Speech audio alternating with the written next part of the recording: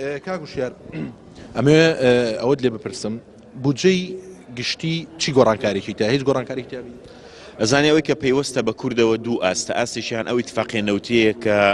لە 2 ساڵی ڕابردووە هیچ لایەکیان التیزامیان نەکردووە لە 2015 و 2016 لە 2015 سەرەتای ئیتفاقیەکە لە ڕاستیە لە هەولێرەوە التیزام نەکرا بۆ 3-4 مانگی یەکەم یعنی هەر لە سەرەتاوە ئیتفاقیەکە بە جۆرە لە جۆرەکان بە خراپی ڕۆیی و بەهۆی ئەوەوە خەڵکی هەرێمی کوردستان بێموچە بوون. ئەم ساڵ ئێمە وەک فراکسیۆنی گۆڕان و لەگەڵمانیشدا تابان فراکسیۆنی یەکێتی و کۆمەڵی ئیسلامیش بە هەمان شێوە ئەمانەوێ بە هەر شێوەیەک و بە هەر ئالێتێکەیە ئەم ئیتفاقیە بکەین بە ئیتفاقیەکی ئیلزامی. ئەم ئیتفاقیە نابێت چیتر ئیتفاقی اختیاری بێ. هەر کاتێ پارتی دیموکراتی کوردستان لە هەولێرەوە یاخود ئاشتی هەورامی یان کاک نێچیروان ڕازی نەبوونەوە بنێرن لە ڕێگەی سۆمەوە خەڵکی کوردستان دانیشێ ساڵێکی تر بەبێ موچە بێ و خۆتان نەزانن ئێستا وەزعی کوردستان وەزعی مامۆستایان وەزعی هەموو چین و توێژەکان چی بەسەر هاتووە. بۆیە ئێمە چەند ئالێتێکمان دانەوە. ئەو پرۆژەی ئێمە ئەمەیە باسیشمان کردو چەند جارێک. ئێمە ئەگەر حکوومەتی هەرێمی کوردستان التیزامی نەکرد و حکوومەتی عێراق التیزامی نەکرد پەنا ئەبین بۆ محکەمەی ئیتحادی. لە محکەمەی ئیتحادی شکاتەکەین یاخود ئەبێ لایەک شکات لە لایەک بکە بۆ نمونە حکوومەتی ئیتحادی لە حکوومەتی هەرێم یان بە پێچەوانەوە. لە حاڵەتێکە ئەگەر حکوومەتی ئەم شکاتە و محکەمەی ئیتحادی سوودی نەبوو بۆ ئەوە داوا ئەکەین کە حکوومەتی عێراق بۆی هەبێ بە شێوەیەکی ڕاستەوخۆ مامەڵە لەگەڵ پارێزگاکانە بکەوە پارێزگاکانیش بە ڕاستەوخۆ مامەڵە لەگەڵ حکوومەتی عێراقی بکەن بەمەرجی ئەوەی پارێزگاکان بتوانن واریداتی خۆیان نەوتی و غەیرە نەوتی بنێرنەوە بۆ بەغا و بەغا لە بەرامبەر ئەوەدا بتوانێت موچە بنێرێ. ئەمە داواکاریەکەی ئێمە بەڵام ئەوەی بۆ ئێمە گرنگە ئەم ساڵ زەختمان کردووە لە هەموو فراکسیۆنەکان لە بە کورد و بە غیرە کوردیەوە کە ئەبێ ئەم ئیتفاقیە چیتر ئیتفاقیەکی اختیاری نەبێ ئەبێت چیتر ئەم نەوتەی هەرێمی کوردستانە جا لە ڕێی سۆمۆی لە ڕێی کۆمۆی لە ڕێی هەر شوێنێکەوەی ئەفرۆشرێ پارەکەی ببێتەوە بە موچە بۆ خەڵکی کوردستان زەختی ئێمە بۆ ئەوەیە. باشە کاکو شێر منە مێ پرسیارەوە لێ بکەم ئێمە کورد لە ناو پەرلەمان 120 ینی سەنگەکەی ئەوە نییە ئێوە ئەبێت لەگەڵ لایەنەکانە من لەگەڵ چەندان پەرلەمانێکشە ئێوە چیتان کردووە وا بکەن شیعە ڕازی بکەن بە مۆزوعە سونەوە چکە ئێوە بە شێوەی گشتی فراکسیۆنی پارتی و یەکگرتوتان لەگەڵ دانیەوە خۆ دەڵێت چۆن چیتان کردو تەبەری ئێمە زۆر بەداخەوین کە فراکسیۆنی یەکگرتووە فراکسیۆنی پارتی لەگەڵمانانیە بەڕاستی چکە ئەمە قەزەی موچەیە ئەوە قەزەی موچەی فەرمانبەرانی هەرێمی کوردستان و ئەو نەوتە من جارێک کەش لە شوێنی شتیش ئەمە موتۆ ئەمەی لە ڕێی مینبەری ئەنارتیشەوە ئەمە بڵێم داواکەی ئێمە ئەوەیە بۆ ئیلزامکردنی پارتی یاخود حکوومەتی هەرێم بۆ ئەم ئیتفاقیە نەوتیە بە فەرموو ئەوانیش پرۆژەی خۆیان تەرحکەن بڵێن ئەمەش ڕووی ئێمەیە بۆی بتوانین هەمومان ڕوئیەکمان هەبێ ئەمە خاڵەکەی تر بەڵێ ئێمە لەگەڵ سونەکانە قسەمان کردووە لەگەڵ شیعەکانە قسەمان کردووە و لەگەڵ لە ئاستی فراکسیۆنە قسەمان لەگەڵا کردوون لە ئاستی تاکتاکی پەرلەمانتاریانیش قسەمان لەگەڵا کردوون. ئێستا ڕایەکی عام لەناو پەرلەمانی عێراقا دروست بووە کە ئەبێ کۆتایی بە معاناتی موچەی فەرمانبەرانی هەرێمی کوردستان بێ و ئەم زەختە لە ڕاستیەکە گومێت حەزەکەم لە ڕێی ئێنارتی و بۆ یەکەم جار باسی بکەم هەر لە ڕێی پەرلەمانەوە نەمان کردووە لە ڕاستیە لەگەڵ سەفارەتەکانە قسەمان کردووە لەگەڵ نەتەوە یەکگرتووەکانە قسەمان کردووە لەگەڵ ئاستەکانی تری دیبلۆماسیەتا قسەمان کردووە و بەو وڵاتانەشەوە کە عیلاقیان لەگەڵ پارتی دیموکراتی کوردستانە باشە کە چیتر بەم شێوەیە ناکرێ نەوتی هەرێمی کوردستان مایوقارب ئەو بە نزیکەی 1 ملیۆن بەرمیل نەوت ڕۆژانە لە هەرێمی کوردستانەوە بفرۆشرێ بەڵام موچەی فەرمانبەران نەبێ. بۆیە جوهدەکەی ئێمە بەشێکی جوهدەکە ناو پەرلەمانە بەشەکەی تری ئاسی دیبلۆماسیە لەگەڵ حکوومەتەکانە قسەمان کردووە هەوڵمانداوە تەنانەت لەگەڵ حکوومەتی عێراقیە ئەمڕۆ کە لیژنەی مالیە عبادی ئەبینن قسەی لەگەڵا ئەکەین و بەڕوونی قسەی لەگەڵا ئەکەن برادرانی ئێمە کە ئایا ئەم مەوزوعات چۆن چارەسەر بکرێت ناکرێت چیتر عبادی بڵێ ئەمە حکوومەتی هەرێمی کوردستان نەوتە فرۆشێ و موچەی خۆی پێدابین ناکرێت یاخود موچەکە نەوتدا باوڵن شەفافیەتی تیانە و حکوومەتی هەرێمی کوردستانیش بەم شێوەیە نەتوانێت ڕوبع موچەیەکیش بە لە ڕاستیە ئامانجی ئێمە ئەوەیە ئەم ساڵ نێڵین موازنەی 2007 مرور الکرام تێ بپەڕێ وەکو 2015 و 2016 ئەگەر نەتوانێ موچە بۆ خەڵکی کوردستان دابین بکە. ئەمە قسەی وشار عەبدوڵڵاه یان فراکسیۆنی گۆڕانەیان ئێوە و یەکێتی و کۆمەڵە تەنها قسەی ئەوە قسەی فراکسیۆنی یەکێتیە فراکسیۆنی کۆمەڵە و فراکسیۆنی گۆڕانیشە من دوێنێ شەو لە بگەڵ هەر یەک لە بەڕێزان مامۆستا ئەحمەد خوشکی بەڕێزم ئاڵاخان دانیشتوین لەسەر مەسەلەی ئەوەی کە ئەم ئیتفاقیە بگۆڕین بۆ ئیتفاقیەکی ئیلزامی و ئەو مەرجانەی تیادانین محکەمەی ئیتحادی مامەڵەی مباشر لەگەڵ محافەزەتەکان لە ڕاستیە ڕێی هەرسێکمانە. زۆر باشە هەندێک پارە هەیە لە چوارچێوەی لە 170 نیە وەکو پارەی جوتیاران وەکو پارەی پێشمەرگا وەکو پشتی هەرێمی کوردستان لە تەندروستی بۆ ئەمە کورد چی کردووە نەک گۆڕان هەموو فراکسیۆنەکان چیان ڕەکەم لەسەر ئەوەیە هاوڕای یان لەسەر ئەوە پێم وایە تێکڕای فراکسیۆنەکان ینی یەک بۆ چوونمانێ مەسەلەی پێشمەرگە تەڕحێکی نوێ هەیە مامۆستا ئەحمەد حاجی ڕەشید مناقەشەی کردو لەگەڵ بەشێکی زۆر لە برادران لەگەڵ ئێمە بە تایبەتی کە ئەندامی لیژنەی ئەمن و دیفاعین بەوەی کە هەوڵ دێن ئەم ساڵ 100,000 پێشمەرگە ثابت بکەین لە موازنەیە.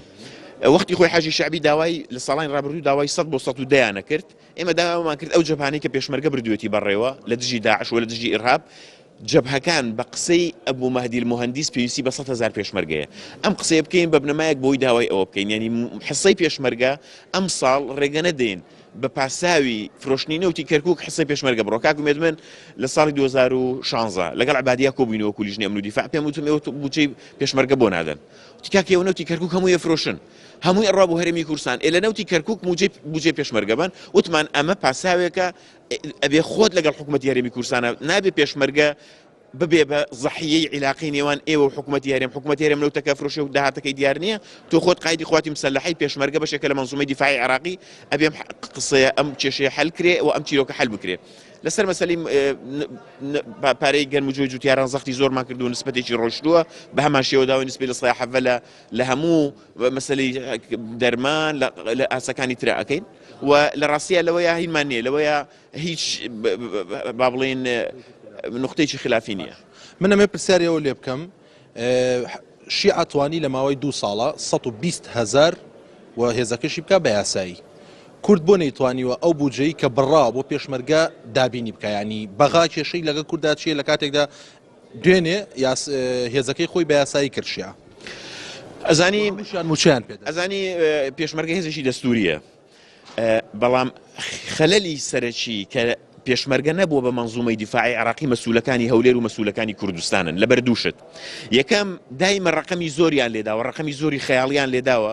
بۆی بتوانن زۆرترین پارە بە بندیوار و بە گەندەڵی ببەن و بدزن ئەمە یەک دووەم شەڕیان لەسەر تەدریب و تەسلیح و ئامادەکردنی ئەم هێزە نەکردووە چکە وەکو هێزی حیزبەکان وەکو هێزی بەپرسەکان ماونەتەوە نانویستووە هێزی پێشمەرگە بێ بە هێزێکی نیشتیمانی ئەو تۆ کە عینوانێکی بێ وەکو چۆن ئێستا حەجی شعبی هەیەی خۆکاک ئومێد جەنابەت باشتر دەزانی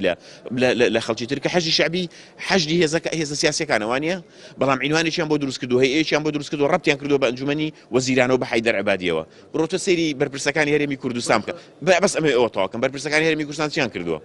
فەوج و لیوایان بە شخصی بۆ خۆیان دروست کردو وەڵامەوە لیوای کاک فڵان کەسە ئەمە لیوای سەرۆک فڵان کەسە ئەمە لیوە هەوڵیان نەداوە ئەم منزومەیە بکەن بە منزومەیەکی نیشتیمانی ئەو تۆ کە بتوانین هەمومان بە ئینەوە من ئێستا وەکو سەحەفیە لە تۆ پرسیارەکەم لە خەڵکی من ئەندامی لیژنەی ئەمن و دیفاعم بڕۆ لە وەزارەتی پێشمەرگە بپرسە بڵێ تۆ پێشمەرگەی فعلی چەندە هەیە یاخود چەندە داوا ئەکەی ئێستا ئێمە خۆمان لێرە تەرحێوەکەین کە 100,000 بۆ ثابت بکەین لە ماوەی ڕابردوودا لە گفتوگۆکانە فەشەلیان هێناوەلەوە و نەیان توانیوە پێشمەرگە بکەن بخەنە ناو چوارچەوەی منزومەی دیفاعی عراقی بۆی بتوانرێ بە شێوەیەکی گشتی بڵێ فەرمو ئەوە من بەو شێوازە مفاوەزاتەکەم بەڵام لە ماوەی ڕابردوودا لە ساڵانی ڕابردوودا لە هەردوو یاساکەیە لە ڕاستیە حسەی پێشمەرگەمان ثابت کردو کاگومێت بەڵام کاتێک سەرۆک وەزیران قایدی خواتی مسلحە ئەڵێ تۆ نەوتی کەرکووک هەمووی ئەبەی ئەفرۆشی بڕۆ لە نەوتی لە پارەی ئەوە نەوت بە سەڵاحەتی ئێمە نییە ئێمە ئیشمان کاگومێت تەشریعە ئێمە ئیشمان ئەوەیە یاسا دابنین جێبەجێکردنەکەی ئەکەوێتە ئەستۆی حکوومەت و ئەکەوێتە ئەستۆی حکوومەتی هەرێمی کوردستان باشە بەتەوەقعی تۆکو ئەندام پەرلەمانێک و ئەوەی کە ئەبینی ناو پەرلەمانی عێراق تا پێنجشەمە بودجە ثابتە بێت لە ڕاستیە تێپەڕاندنی یاسای حەجی شعبی بەم شێوەیە تەسەوڕەکەم تەسیرەکاتە سەر عیلاقی بەشێک لە کوتلەکان بەتایبەتی بەشێکی سوننەکان لەگەڵ شیعەکان هەرچەند من ئەمێ ڕوونکردنەوەی بەم لێرە یعنی دوێنێ ناڕزایەتی هێزە سوننەکان لەسەر قانونی حەجی شعبی لە ڕووی مەبدەئیەوە نەبوو لە ڕووی مەبدەئیەوە هەموو هێزە سوننیەکان پشتیوانی ئەم یاسایان ئەکرد بۆ کاگومێت لەبەرەوەی ئەم هێزی حەجی شعبی هەتا ئاوا بە جۆرێ لە بەرەڵایی و بێغیتای قانونی بمێنێتەوە کەس نازانێت قسە لەسەر کەس ئەگەر تۆ بەهاتی تایبەت و تایبوش یار ساقێکی کورد فرێنرا و حەجی شعبی فرانوێتی من قسەم لەگەڵ چێ بکردایە ئێستا قسە لەگەڵ حەیدەر عەبادیەکەی ئێستا قسە لەگەڵ هەیەیەکی دیاریکراوەکەی ئەوانیش لەو چوارچێوەیە پەسەندیان بوو بە سونە بۆ ڕەتیان کردەوە هەر وەکو معلومە یەکەم داوای نسبەی لە سڵات چلیان نەکرد یان دەبێت لە یاساکە ثابت بێ لە سڵات چل بۆ سونە بێ دومیش داوایان نەکرد ینی لە هەنی حاڵەتە ئەبنای محافظە حەسرەن مەلەفی ئەمنی ئەوێ بپارێزن جا من تەسەوڕەکەم هەنێکیشی هین بوو هەنێکیشی حساسیەتی تائیفی و مەذهبی بوو هەنێ هێزی سیاسی هەیە حساسیەتی مەذهبی هەیە بە شیعە هەنێ هێزیستر هەیە مەسەلەن بۆ نمونە کە تورکیا دژە ئەبێ ئەوانیش دژ بێ بەرحاڵ ئەمە قەزەیەکە بەم شێوازە ڕۆی تەسەورەکەم ئەم تێپەڕاندنە بەم شێوازە کە لە ڕووی مەبدەئیەوە پێم وایە هەڵە بوو بەڵام شیعەکان و کوتلە شیعەکان زۆرینەیەکیان دروست کردبوو نزیکەی 208 پەرلەمانتار لە ژوورەوە بوو لە هەموو حاڵەتێکا بە زۆرینە تیانە پەڕاند تێپەڕاندنی بەم شێوازە تەسەوڕەکەم تەسیرەکاتە سەر گفتوگۆکانی بودجە وا بڕیارە کە پێنجشەممە ئاخر ڕۆژ بێ یعنی بە جۆری ئەو گفتوگانەی کە هەیە پێنجشەممە ئاخر ڕۆژ بێ بۆ تێپەڕاندنی بودجە بۆ دەنگدان لەسەری بەڵام بەتەوەقوعی من دوا ئەکەوێ بۆ دوای پێنجشەممە من پرسیارێکم بۆ دروست بوو لە ڕوونکردنەوەکەت ئێمە پێشمەرگی خۆبەخشمانێ من دوێنێ لەگەڵ کابلعزیزە کە بڕاردەری هەمان لیژنەیە کە تۆی لیت پرسیارم کردم چیتان کردو بۆ وتی ئێمە داوامان کردو لەوت لیوانە پشکی کوردیش بدرێ ئەو مۆزوع ئەگەیش بەچی پشکی کوردی ئەدرێت لە حەشدی شعبی کاکە حەجی شعبی لە سنوورەکانی خانەقی کاکە حەجی شعبی پەیوەندی بە هەرێمی کوردستان و پەیوەندی بە پێشمەرگەوە نییە ئێمە لە هەرێمی کوردستان پێشمەرگەمان هەیە وەکو منزومەی دیفاعی عراقی ئەنی بەشێکە لە منزومەی دیفاعی عراقی و کورد خۆی پێشمەرگەی هەیە کورد هەیە لە ناو فەوجەکان لە ناو بەدر لە سەدا سیانزە کووردە ئەزانی لە ناو بەدر ئەماگەر بە عنوانێکی شیعی یاخود وەکو کەسێک هەر بەس مجەڕدەوەی کە کوردە ئەمە شتێکی ترە یعنی ئەمە شتێکی ترە بەڵام ئێ وەکو هەرێمی کوردستان حەجی شعبی هیچ پەیوەندێکی نە لە دوور نە لە نزیکەوە بە هەرێمی کوردستانەوە نییە بەڵام تۆجهێکی بەقوتە بوو کاگومێت ئەمەوە دیسان ئەمە تەکید کەمەوە کە ئەگەر بێت و ئەم هێزە ئاوا بمێنێتەوە بە بەردەوامی کۆمەڵە فەسائل بن کەس نزانێت قسە لەگەڵ چی ئەکرێ و ببن هێزی حیزبەکان بن و هێزی میلیشیای ئەوتۆ بن کە چوارچێوەیەکی یاساییان نەبێ عەبادی و حکوومەت نەتوانێت کۆنتڕۆڵیان کاوە نەخورێنە ناو چوارچێوەیەکی قانونیەوە لە ڕاستیە مەترسین بۆ سەر هەموو عێراق مەترسین بۆ سەر ئەمن و ئاسایش بۆیە ئەو وجهە نەزەڕەی کە تێیدی ئەم قانونەی کردو بۆی بخرێتە ناو چوارچێوەیەک سەر تو خۆت دەزانی هەموو ڕۆژێ کۆمەڵە فەسائل جیابنەوە ئەو فەسائلی جیابێت و وەرقەیان فەسائل ناخوێنێتەوە ئەگەر چوارچێوەیەکی یاساییان بدرێتێ بەم شێوازە ناتوانرێت بە شێوەیەکی سائب یاخۆ بە شێوەیەک مامەڵە بکەن کە نەتوانرێت کەس کۆنتڕۆڵیان بکە تەسەورەکە مەسەلەی پێشمەرگە و ژیانی پێشمەرگە و تەدریبیان تەجهیزیان تەسلیحیان هەمووی پەیوەندی بە حکوومەتی هەرێمی کوردستان و مفاوەزاتیانەوەی لەگەڵ حکوومەتی عێراقی بەداخەوە لە ماوەی ڕابردوودا بەرپرسە یەکەم و دووەم و سێمەکانی کورد بەقەدەر ئەوەی مشوری ئەویان خستووە وەختی خۆی لە سەردەمی مالیشیە خۆیان لیوایان هەبێ فەوجیان هەبێ فەوجی خاصیان هەبێ بۆیان بکرێتەوە موچەکانیان لێرەوە بێ لە سەروی ملیۆنێک دینارەوە موچە بێ خۆیان لێەوە بە نیو موچە بدەن بە پێشمەرگەکانیان لە ڕاستیە بەداخەوە ئەوە نەخەمی وەزارەتێکیان نەخواردەوە بە ناوی وەزارەتی پێشمەرگە ئەوە نەخەمی ئەویان نەخواردەوە وەزارەتی پێشمەرگە بکەن بە وەزارەتێک کە بتوانرێ هێزێکی نظامی ئەوتۆمان هەبێ کە بتوانێت لە حاڵەتی بوونی وەکو داعشە ئەم هەموو تەسحێنە دەکاگومێت ئەگەر هێزی پێشمەرگە هێزێکی ڕاهێنراو بووایە پرچەک بووایە پڕ ئەسلحە بووایە دڵنیاتەکەم ئەو هەموو شەهیدەمان نەئەدا دڵنیاتەکەم ئەو هەموو قوربانیەمان نەئەدا بەڵام بەداخەوە ئەوانە بەقەدەر ئەوەی خەریکی ئەوە بوون کە هێز بۆ خۆیان و فەوج بۆ خۆیان دروستکەن ئەوەنە لە خەمی پێشمەرگەیانە بوون زۆر سپاس بۆ شار عەبدوڵڵا سپاس بۆ زانیاریەکانە